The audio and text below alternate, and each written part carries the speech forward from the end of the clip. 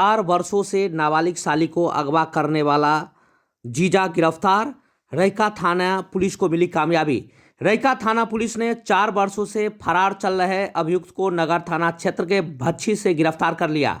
इजरा गांव निवासी रामचंद्र ठाकुर ने एक आवेदन में अपने ही दामाद चुनचुन शर्मा पर उनकी नाबालिग बेटी को बहला फुसलाकर दिल्ली ले जाकर मानसिक रूप से प्रताड़ित करने का आरोप लगाया था। प्रताड़ना की वजह से उनकी पुत्री ने आत्महत्या कर ली थी। इस संदर्भ में रैका थाने में प्राथमिकी दर्ज कराई गई थी। तब से लेकर पुलिस लगातार अभियुक्त की गिरफ्तारी को लेकर छापेमारी कर रही थी, लेकिन पुलिस के चंगुल से फरार चल रहा था। रैका पुलिस को गुप्त सूचना मिली कि अभियुक्त अपने नए ससुराल भच्छी आया है। पुलिस ने त्वरित कार्रवाई करते हुए फरार चल रहे अभियुक्त चुनचुन शर्मा, पिता देवेंद्र शर्मा, साकिन गौसाडीह थाना सदर जिला दरभंगा को गिरफ्तार कर लिया।